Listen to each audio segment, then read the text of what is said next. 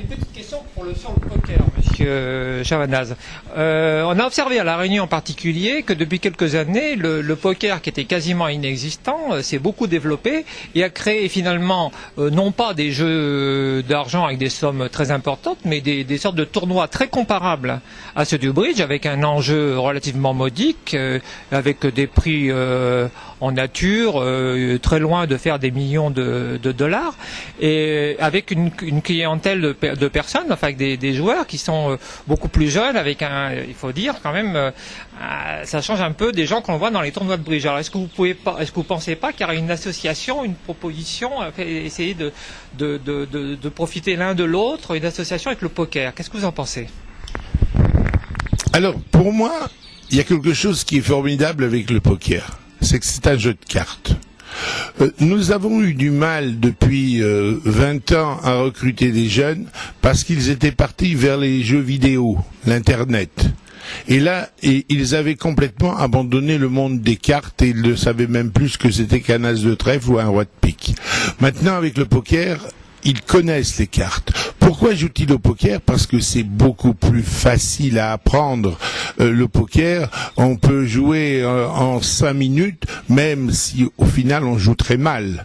Parce que faut pas rêver, le poker ne peut être un jeu gagnant que pour ceux qui savent vraiment bien jouer au poker, comme au bridge. Maintenant, je vous dirais qu'au bridge, on peut se mettre à jouer au bridge en 5 minutes. C'est ce qui m'est arrivé il y a 47 ans. Je me suis assis à une table, je savais pas jouer. La première loi du bridge, vous suivez à la couleur, mais vous n'êtes pas obligé de monter, vous n'êtes pas obligé de surcouper, vous n'êtes pas obligé de couper, vous êtes simplement toujours obligé de suivre à la couleur. Après, la suite, les enchères, c'est autre chose. Mais ça, c'est toute la force de ce jeu mathématique, de stratégie, et de statistiques. Vous êtes donc le président du célèbre CBOME. Monsieur Gren vient de répondre à quelques questions. Est-ce que vous auriez quelques commentaires à faire sur les réponses de Monsieur le Président? Pas grand-chose, seulement j'ajouterais qu'en ce qui concerne le bridge d'un côté, le poker de l'autre, la grosse différence fait que actuellement, les très bons joueurs de bridge ne gagneront, à mon avis, jamais autant que les très bons joueurs de poker. C'est mon avis personnel. Alors, Monsieur Chavanaz, profitons de votre présence pour vous poser quelques questions. Alors, à tout seigneur, tout honneur, la grande compétition organisée par le CBOME, c'est bien sûr son tournoi estival à Paris qui fait le délice, le bonheur des bridgers qui sont vraiment très heureux de se rencontrer pour cette épreuve. Mais alors, il y a quand même une petite question que je vous pose parce que ça fait quand même un gros buzz et ça fait des grosses jalousies. On est surpris quand même de voir qu'il y ait autant d'invitations. Des gens, on se demande quelle est leur appartenance de loin ou de près avec le CBOME. Et donc là, il y a des réactions quand même qui sont, franchement, je vous le dis, pas positives sur cette question-là. C'est vraiment, ça choque beaucoup de gens. Écoutez, les championnats du CBOM qui ont lieu, comme vous dites, traditionnellement fin juillet, début août, existent depuis maintenant une trentaine d'années. Chaque année, les gens qui viennent jouer sont extrêmement surpris, très agréablement surpris de l'ambiance extrêmement conviviale qui existe dans ce championnat. Il est bien évident que, en dehors des licenciés CBOM qui viennent de la Réunion, de Guadeloupe, Martinique, Polynésie, il y a aussi, et nous les accueillons à bras ouverts, les anciens CBOM, qui ne sont plus licenciés CBOM, mais qui sont les bienvenus, et c'est quelque chose que je ne leur refuserai jamais de venir jouer ces championnats du CBOM. De plus, il y a effectivement des invités.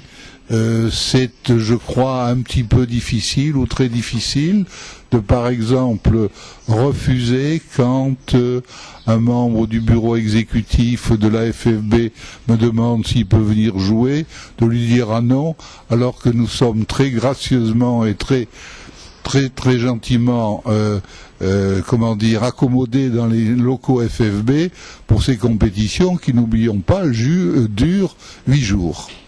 Alors, ça peut poser quelques problèmes, mais je rappelle que les 2 compétitions principales, c'est-à-dire le pair Open, qualifient les 2 meilleurs pairs licenciés CBOM pour la finale nationale du pair Open.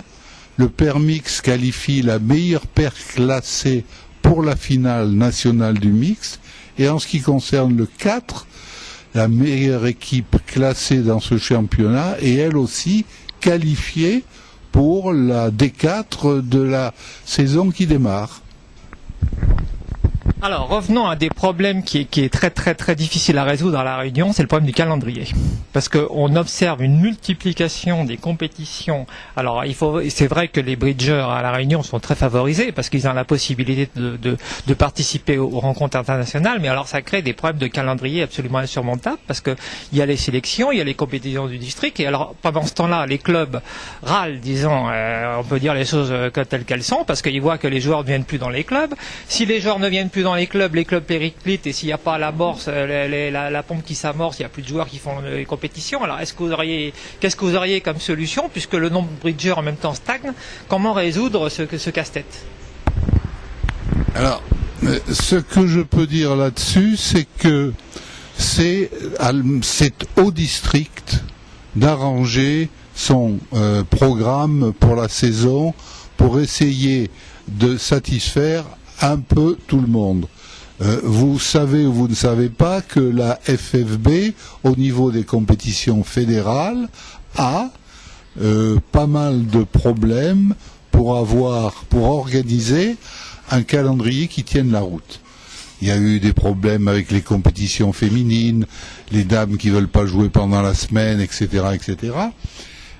En ce qui concerne le district, il y a un bureau district et je laisse au bureau du district le soin d'organiser son calendrier en fonction des desiderata de chacun. Ce n'est pas le but du CBOM et de son président de mettre son nez dans les affaires du district. Je ne veux absolument pas je dirais pas de me mêler, mais de donner un avis, oui, mais dire vous faites ci, vous faites ça, non. Alors, un autre sujet, le fameux simultané CBOM.